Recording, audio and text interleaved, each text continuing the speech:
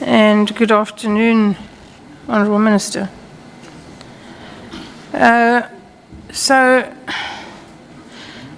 Minister Mchunu, I'm really struggling to understand what all this fuss is about. None of this information is new. I put this to General Masemola as well. None of this is new. We've all known about corruption in the police for years, 10 years, more, 14, 15 years. We know the police are corrupt, largely. We know they're very good policemen who go to work every day and do their very best. And we're very grateful for them. But we know that there's rife corruption in the police. Everyone knows.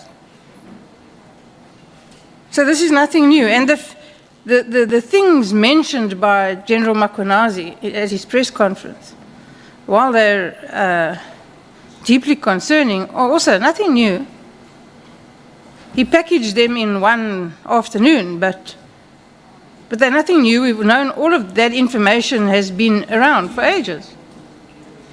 So what is this fuss about? Why the press conference? Why all of this? Can you tell me?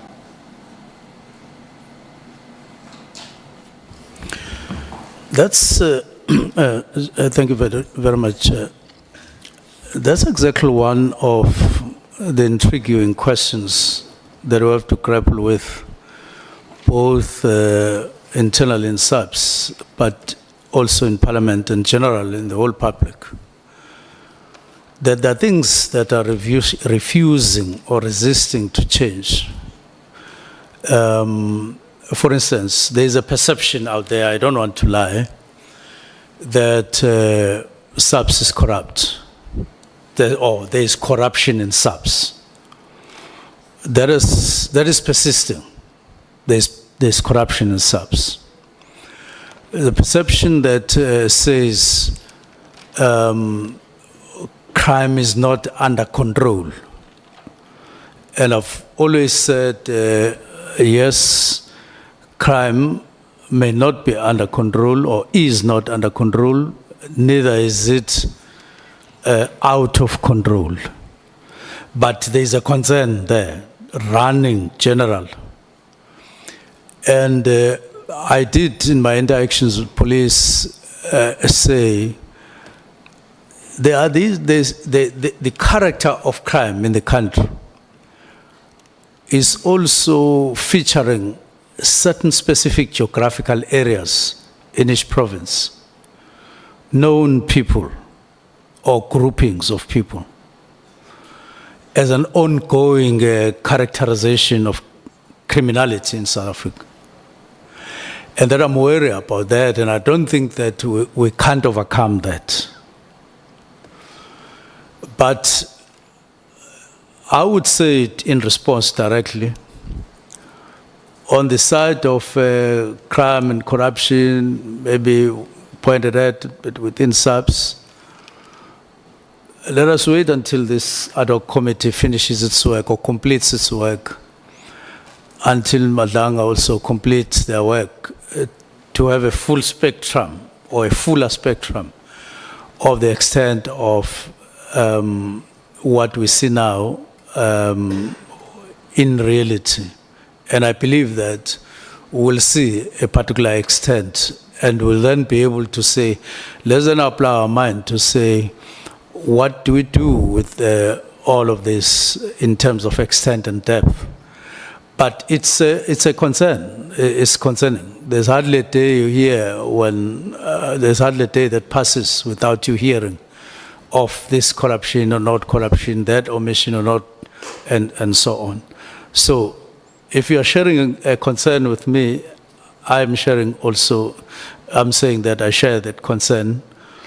And at some point, maybe this time around, we need to bring or minimize these concerns substantially.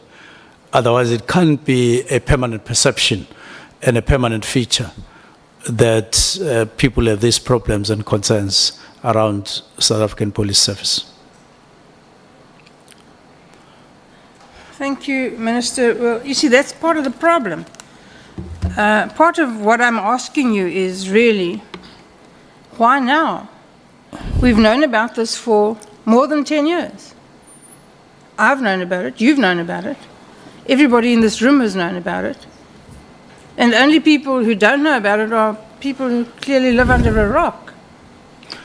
And so it can't be the job of South Africans, can't be the job of this committee, it can't be the job of the Madlanga Commission to tell you, and in fairness, you're a new appointment, but you're the minister, you must take the heat, to tell you and the senior management of the South African police how to deal with crime or what the problems are. Why don't you know it?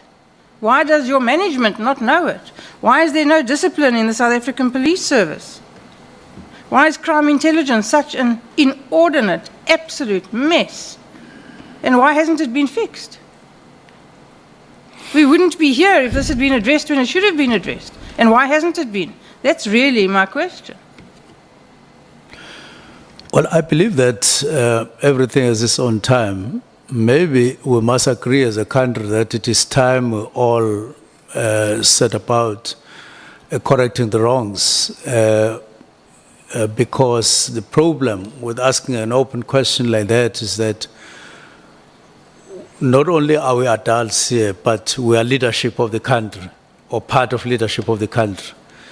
If people get to know that we are asking what they are asking, they will lose confidence in us, and we shouldn't make it easy, and we should make it possible for people to lose confidence in us.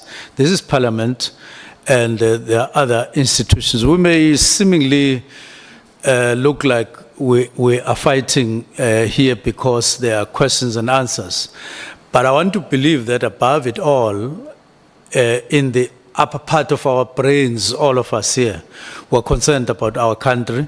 We want these wrongs to be corrected in a manner that is correct, so that at the end of the day, we have South African police that all of us are proud of. All of us are proud of, and I believe that it is possible. It can be done. We just need inner resolve. We need to do things differently, and I believe that part of what I tried to do up until getting to leave, we were trying to grapple with some of the root causes and the root problems in SAPS. Instead of just accepting what is there, we set ourselves a target to say, let's change this. This is changeable. For instance, even though, crimes like are being perpetuated in the 4 provinces are in part a reflection of the problems that the country is undergoing via suppressed economic growth or slow economic growth, and therefore people turning this and that. But the majority of the people in South Africa are law-abiding. They are good people, even as unemployed as that. I'm sorry to interrupt you, Minister. I've got limited time. Just a moment, Honorable Breytenbach. If when you speak, on the screen we see there is a tag behind you which is giving you a spirited competition.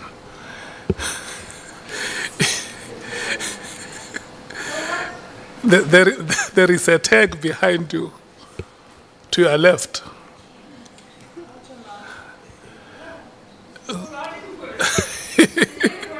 Everybody knows what party I'm from. I have no difficulty with the tag behind me. Yeah, if anyone thinks I'm from Al Jamar, then they're also living under a rock. You can proceed. I just wanted to bring it to your attention, and if you are comfortable with it, I'm very comfortable. Everybody in the whole world knows I'm not from Al Jamar, nor will I ever be. I'm sorry to interrupt you, Minister. I have limited time, and so I don't want to enter into a discussion with you. Maybe at another time it would be interesting, but today I want you to answer my questions, please. And I want you to do so concisely. Okay. So please listen to the question and answer the question, and only the question. We can have a discussion at another time. I'd be very happy to do that. Okay. So I want to know from you why the South African police is in the state it's in. No discipline, no authority, generally speaking. I'm not disputing that there are policemen who do their job. There are. I'm not disputing that the majority of policemen are quite likely good, honest people who go to work every day and do their best. But generally speaking, there's a serious problem with corruption in the police. There's a serious problem with a lack of discipline. There's a serious problem with lack of authority, and crime intelligence can only be described as an unmitigated mess. And I want to know why this hasn't been addressed in the last decade and a bit. I don't want to know about how we all feel. I think we all know how we all feel. And I just want to tell you that if you think most South Africans have got confidence in the South African Police Service, you're wrong. And if you think most South Africans think crime is under control, you're wrong. Well, I don't have a straight answer why it has been like this for the number of years that you're talking about. What I know and what I'm determined to do is to play my role in what I share in part or wholly with you, that there are concerning matters within SAPS and they need to be addressed, and they need to be addressed soonest without any delay. That I regard as my answer, and that it requires a lot of determination to do that. What have you done since your appointment to do it? Pardon? What have you done since your appointment to achieve that? Now, the first thing, or part of what we have done, is to insist that this is an organization, and it has the trust among the people in terms of its responsibility, whether it is performed or not. But people look at it as a solution to a lot of their problems on crime.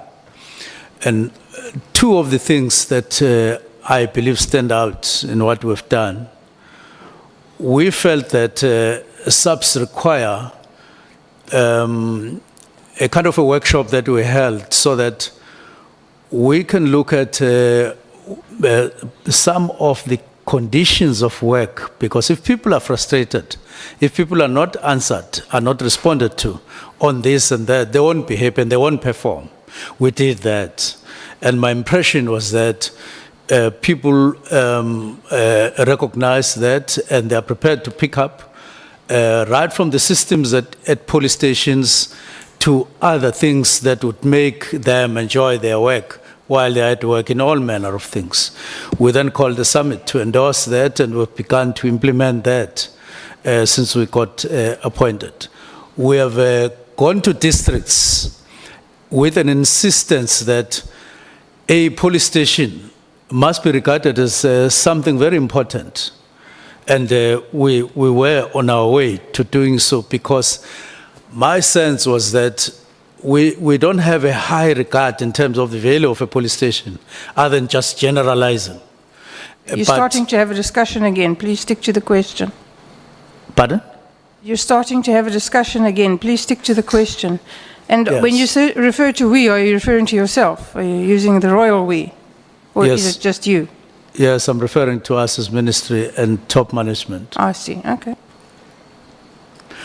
So those are some of the things that we've started doing and emphasizing. That let's do the work, let's make sure that all the units are able to do their work, and then we restructure. We're in the process of restructure. I was quite happy with the outcome of our engagement. Like I said, the creation of a new division, like I said, the implementation of the new structure was promising to me, because those were practical things that you realize, if implemented, would be able to deal with some of the problems that we have. Because at the center of everything is when people feel safer and safer, instead of them feeling more and more vulnerable, which I believe was the trend that we needed to cut. You said earlier today that you have the telephone number of Mr. Brown Mkhotsi on your telephone. That I have the cell phone number, yes. Why? It's because I've known him from 2017, and I've been using that number. Why have you known him since 2017? And what do you use the number for? Why didn't I? Why have you known him since 2017? And what do you use the number for? No, we're just talking. About what? Look, let me explain, Brown Mkhutsi. To me, there are more and more things that are coming out that I didn't know about Brown Mkhutsi. I knew him just like I got to know you. Nothing else. Just know you as a member of parliament. Then we go on. And then in the course of time, especially recently, I got to know things that I never got to know when there were no current problems. And which then put that question to say, so why would Brown say he's at Lusisi with me and create that impression when it's not? Why would he take a posture that whatever he says to other third parties, it is because he has had a discussion with me and so on? Minister, that's not what I asked you. You must please listen more carefully to the questions, and then we'll get done so much more quickly. I asked, what do you talk to him about? Why do you need to use his cell phone number? Not about what he says about you. I'm not interested in what he says about you. That is part of my answer. That's part of my answer. But I can go on to say, we speak about ANC-related matters with him. But I know he likes throwing a lot of other things that have nothing to do with the ANC. That's when I normally don't answer him, or all the time don't answer him. Okay. And you communicate with him on Signal, you said, amongst other things. WhatsApp and Signal. That I do what? You communicate with him on WhatsApp and Signal, you said. Yes, because he said he has it and I have it. Yes. So normally people communicate on Signal when they want to be sure that nobody else can read their correspondence. So what are you talking to him about that you're trying to hide? Same matters, there's nothing more. So this issue between General Mkhwanazi and yourself and Masemola and Sibiya, this is just a factional battle in the South African Police Service. Is that what we must accept? It's a battle for power. The head of the Hawks position is becoming available, or is available. Masemola is due to retire soon. Is this a factional battle? Have we been called here to sit here for days and hours on end to deal with a factional battle in the South African police? Well, what has happened, which I know, is that when I issued directives, my view is that General Mkhwanazi took a personal stand against what I did for his own reasons. That's why, among other things, even when General Kumal and others got arrested, Chief of Staff told me that he sent a message that gloves are off. As far as I'm concerned, the earlier response to what I'd done was personal, very, very personal. He took matters personal rather than as a police officer who would then engage openly. That's why there would be things like if he's clean and so on and all of those things. And when General Khumalo gets arrested, he then say, Chief of Staff must inform me that that gloves are off now. So in my view, all that has happened, the trigger on these matters that we find ourselves on here, the trigger is the directives. That's the first trigger. The second trigger is the arrest, where General Mkhwanazi kind of take a personal posture into matters of subs, which are not necessarily his personal, is part of that. Yes, of course, he's got a job to do. Do you think that you are entitled, in terms of the prevailing legislation, to give the directive that you gave? Do you think that as minister you have that authority, or do you think that you've overstepped the mark? I have not exceeded the mark. I would not have done that if I ever thought that I would be operating or maybe operating outside legislation. I have never done so in the past. All my portfolios that I got deployed to. It's I've fine, never you've done answered so. the question. Yes. Thank you. Did you discuss issuing this directive with Advocate Pikoli? Yes, I did discuss with him. I didn't discuss him that I intend to. I said, here is the letter. This is what is contained here. Please comment. And he did comment, and then I proceeded. What was his comment? Well, his response was to correct certain matters. I can't remember this and that, but generally part of the comment was that you are within the law, you are within the Constitution. It did make that comment. Fine. Now, General Masemola has taken exception to your directive. He ostensibly gives effect to it, but in fact, as you call it, the National Political Killings Task Team is still functioning, according to General Masemola. So he has, in fact, disobeyed you. I can't get your question clearly.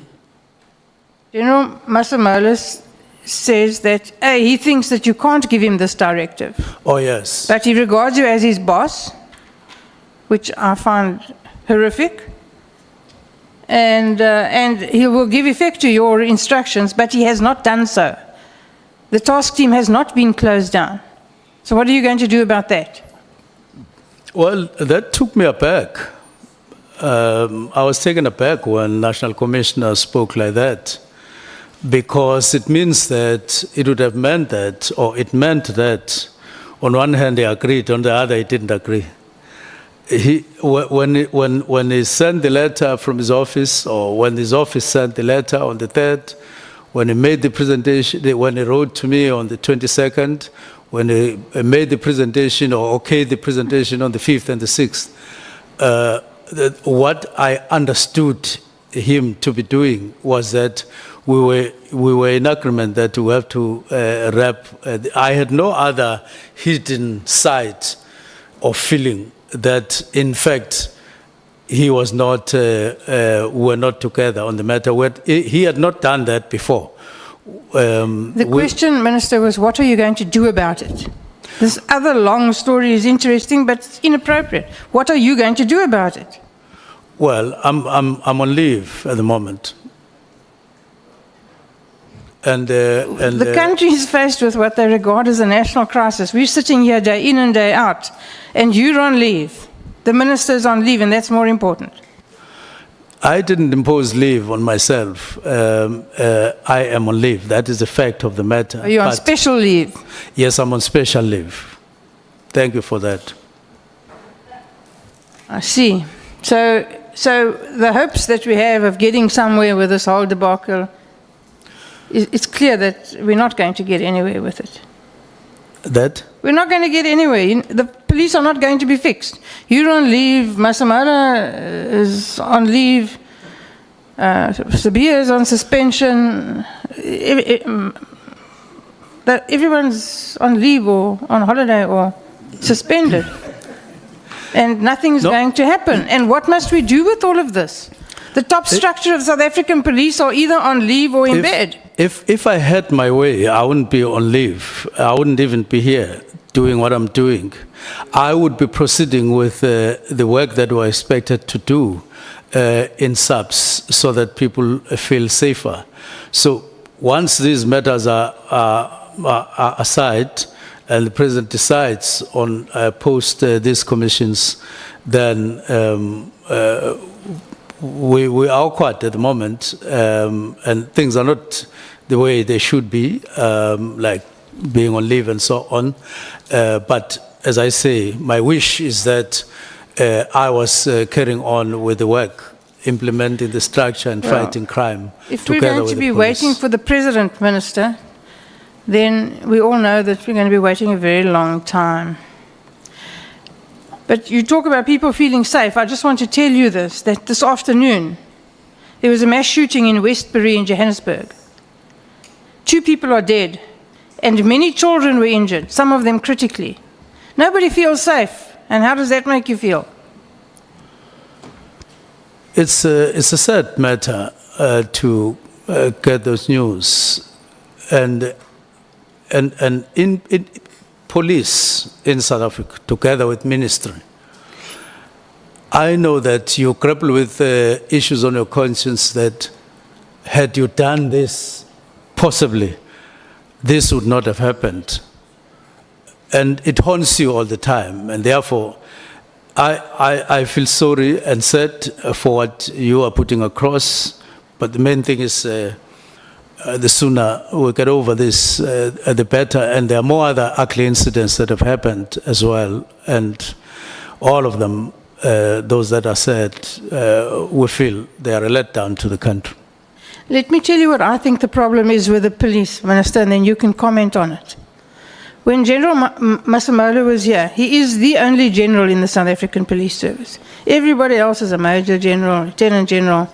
He's the only general in the South African Police Service. He's the head of the South African Police Service. He walked out of the room we were sitting in at the Good Hope Chamber to go and chat to some of the police who were sitting around there. I don't know what they were doing. There seemed to be an inordinate amount of police sitting around not knowing what they're doing while everyone is here. He walked over to a group of policemen. I'm not sure what their ranks were, but they certainly weren't anything close to his. One was draped across a chair. One was sitting on the table. One was leaning against the wall. And when the only general in the South African police approached them, not one of them even stood up straight, let alone came to attention. Now, what do you make of that lack of discipline, lack of authority? There was no reaction from General Masemola. He accepted their disrespect without even batting an eyelid. Well, I listened to you when you were speaking to him about who is the boss and all of that. But what I felt was that there's no inclusion of boss in the Constitution and all of that in the legislation, in the legislative framework. But this is to say, General Masemola is the only general, as you say. I agree with that. And he has authority. And that authority is there to be exercised, well, with the assistance of others, including ministry and so on. I believe that there's a lot to do to improve performance, quite a lot. And it can be done. Because if it is not done, if this is the climax, if this is the best and this is the only thing, then it would mean that we do have a problem, or South Africa does have a problem. So there's room, from where I sit, to do quite a lot of improvements. And we have pointed some of those out to General Masemola. You mentioned, it may have been yesterday, all these days morph into one, it feels like a lifetime, about a particular clip on the tape that you referred to that demonstrated that you were in fact threatened. Now, you haven't been able to produce that. Why not? No, I have explained.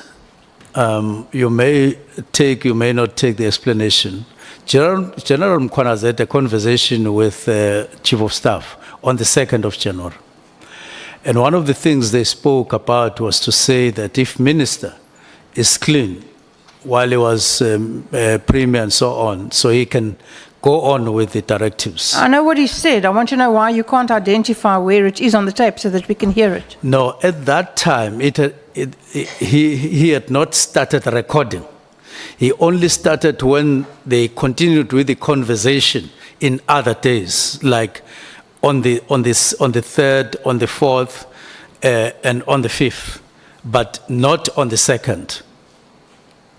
Thank you, Chair. I'm done. There is